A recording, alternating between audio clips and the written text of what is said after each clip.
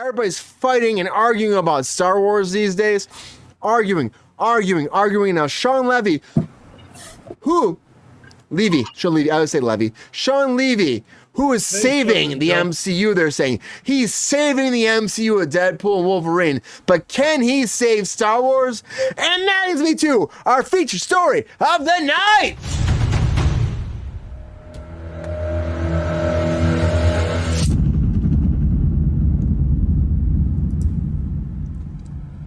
So Shawn Levy right now, he has signed on a little bit ago, but now there's moving forward with his new Star Wars project.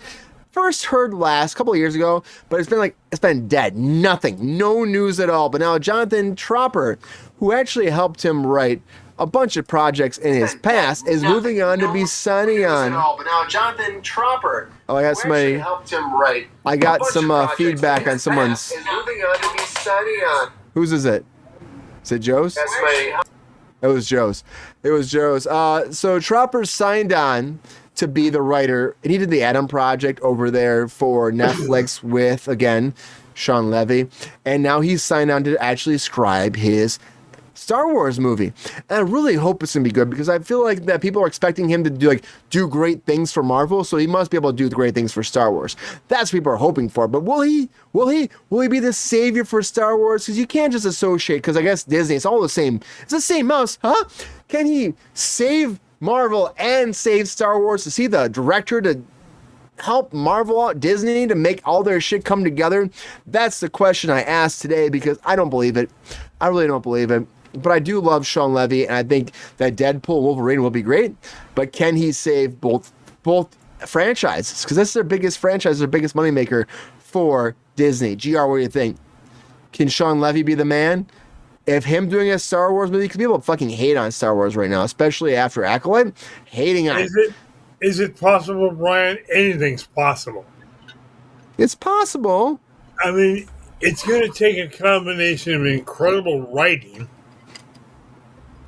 incredible acting, and a competent director. And he's a good director, but we got to get some good writing. The last few shows have been, Jesus. How do I put this, Medicore at best. Yeah.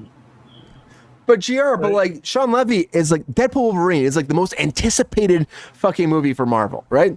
And so everyone's so stoked about what he's been doing. Can you see him saving Star Wars? He's his own movie. He's got his own writer attached to it. He's the man. Can he make a Star Wars movie that people will be like, fuck yeah, we got this back again? One director, one actor do not make a production. It's a combination of all of them. They have to have, as I said, good acting, good writing, and a good director. It takes all three. It's not one person. But could he could be involved with casting too, you know? Well, let's find it out. When we see the product, we'll know. Yeah. Am I holding my breath for the success of it? No. Not doing it. Nobody's doing that shit. As Queen said, is the next Star Wars Episode 10. No, it's not actually. The Star Wars The Mandalorian one with Grogu is the next movie. And then after that will be the Daisy Ridley movie. And then this will probably come after that. This has been signed on for a long time. And I thought this was dead in the water. Yeah, I thought this was dead in the water. But the fact that we just got a writer attached to it, too, on top of that. And Shawn Levy, I think it's because he's been doing so well. We hear Joe now. Joe, you hear us now, right? Fuck yeah! Round of applause for Joe. Yeah, I finally hear you. Joe who? Yeah, I'm finally involved. Sorry, I had to do a good hard reboot, and I think that did it. Hard reboots always work. Technology. But Joe, so Shawn Levy, which everyone's saying, honestly, yeah, Shawn Levy. Go save the MCU. I think he's the right guy. Try something. Yeah, if he's going to save the MCU. I think when it comes to Star Wars, I think it's become a creator-to-creator basis. So you've got Dave Filoni, you've got, I always forget his name, the guy who worked on Andor and Rogue One. I think he's done the best so far. but Wasn't it this Favreau? Acolyte show No. just came out and everything like that stuff. And then Favreau is a producer and stuff as well. So, like, if you get Shawn Levy on board and he's directing, I think he makes good decisions. But ultimately, no matter how good his decision making is going to be, you're still going to have to answer to, you know, the man with the mouse ears. You're going to have to listen to Kathleen Disney. Kennedy. And I think that's where everybody's running into problems. Yeah. Kathleen Kennedy. That's what that is still. She's still in control. And I still feel like they need to switch her out, you know? Yeah. End of the day. Need to switch her out. Yeah, I feel Dave Filoni is the only one I've seen that really knows Star Wars in and out the way I feel like someone in that position should know it, and is also creatively, accepting enough to let people still try and do stuff while giving them the breadth of knowledge that they need. Whereas Kathleen Kennedy, I think, is really trying to push a narrative that I don't think anyone's really interested in hearing. Acolyte's been like fucking struggling, been struggling. And Ron, like we were talking about that before about Acolyte struggling. But like, can one director, again, I think it's like, I go into the business for you, Ron, for a second. So can one director who you see at a project, oh, they're the best person, right? And you worked on projects, Ron, where like that director has done so well, so they bring him to the next project. But can one director really be the savior for your brand? Or does it come down to much more than that, Ron? Well, you made an interesting point that Deadpool is so highly anticipated, and he's a part of that. Well, you can list your house at any price you want, but what it sells for is what it sells for. So there's no proof in that. It's just highly anticipated, which is great.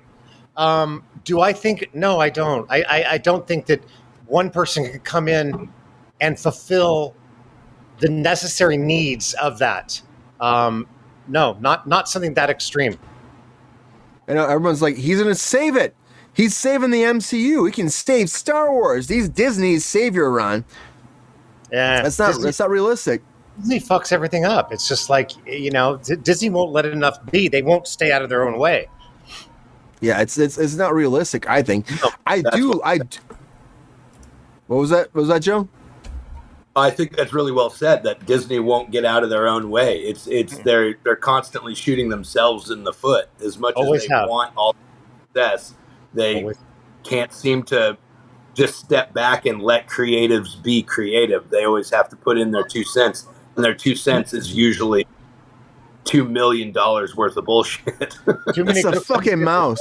I think their 2 cents is more like a quarter, and it fucks everything up. It's a fucking mouse, that controls everything, And when Mickey comes in there in that Millennium Falcon and lands down in your backyard and fucks your sister, that's who you have to listen to, I have to kill him if he did that. Well, he's going to do it, GR. Those ears can do whatever the fuck they want to. So that's what it comes down to. They've controlled the world for a long time. Well, that's what you say until they slide into that. Anyways, Mickey Mouse controls the world. And I think that we need to focus. I think Shawn Levy is a good person to actually step in and to help. I think he's great. Great idea. Great. I mean, but I think at the end of the day, Disney can't just expect, like, if Deadpool Wolverine really does help revitalize an interest in Marvel, I don't think that you can expect that same director just to do the same thing for the other brand. I just don't think that's realistic. Mm-hmm. He's great. He's done great. Everything I watched Shawn Levy do is great. But I don't think you can expect him to be your end-all, be-all, guru for your franchise. I think what you got to do is fire Kathleen Kennedy. I hate to say that, but I'll say it again. Fire Kathleen Kennedy. Absolutely fat. It's like the Colonel says, billions of dollars she has brought in. I mean, just hire people that know the brand. That's what it comes down to. Let her sell toys. Yeah, I've said multiple times. That part. Great with that, Joe. She's great at that. But I've said multiple times, it's like, why do you not have anybody in that room that's an actual Star Wars fan, that's a writer's room? Why are they not there? Why are they not there? If you're trying to make a new generational gap, you're trying to branch that gap for Star Wars, that's great. Get new people in the room. But Bring the people that know the actual franchise in the room too. Coordinate, work together, find a great in-between, and make the best project for both generations, new and old. And that's how you do it. But Disney doesn't do that. The problem with that is the Disney ego.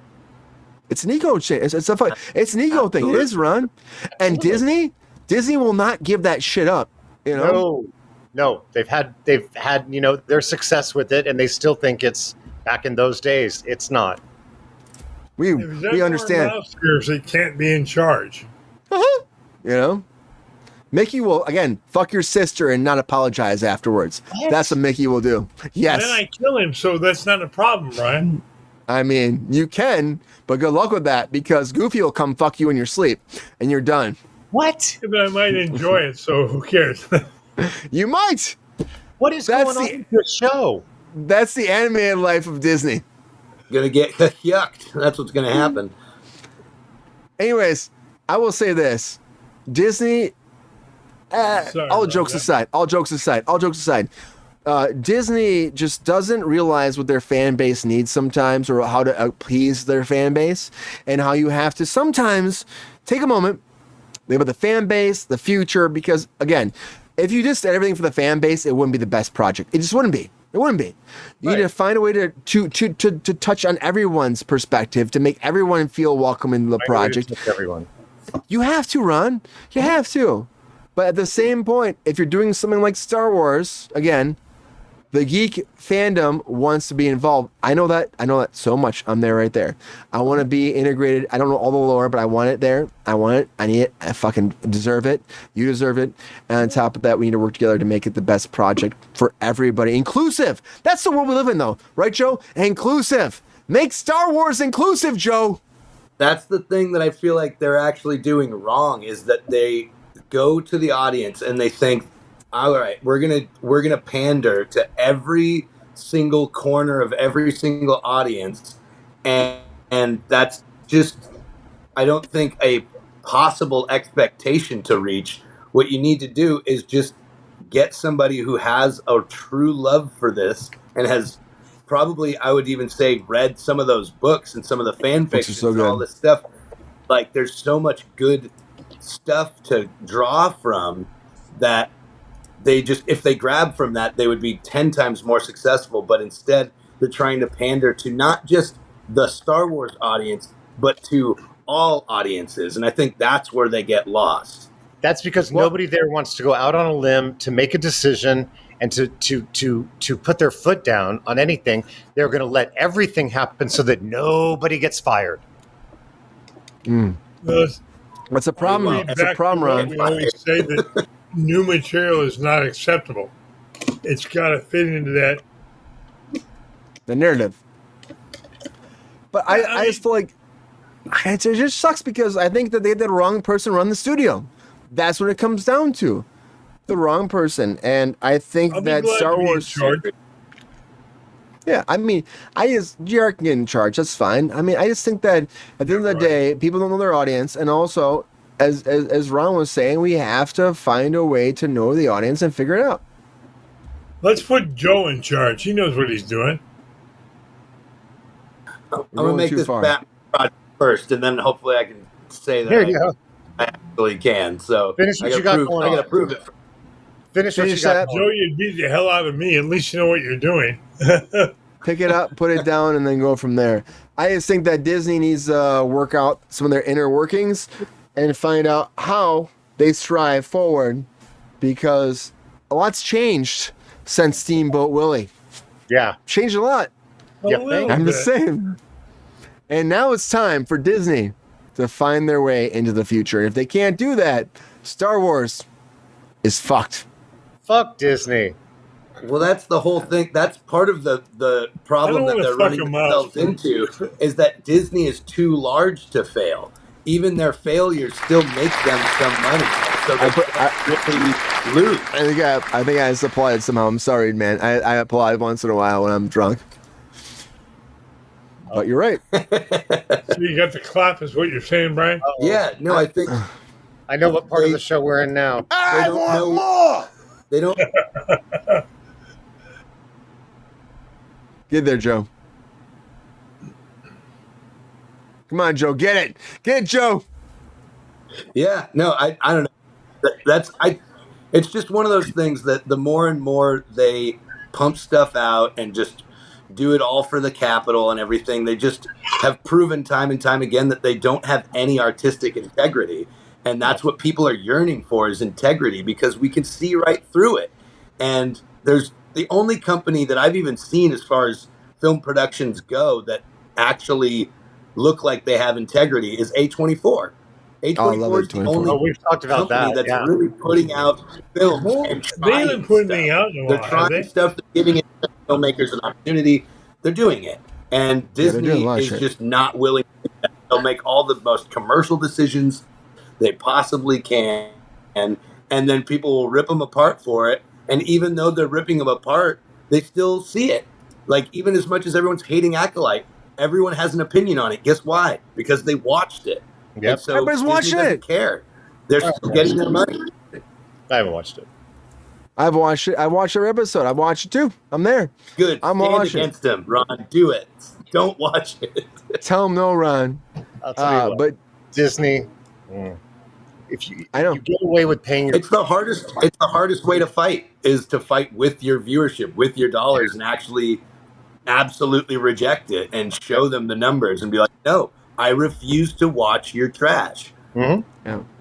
It's But the so thing hard, is, though, but it's there is still good in Acolyte. I will say, it's different. some of the best It's- lightsaber fights I've seen in forever. Dude, the lightsaber stuff is great. I will say they've done some great stuff there.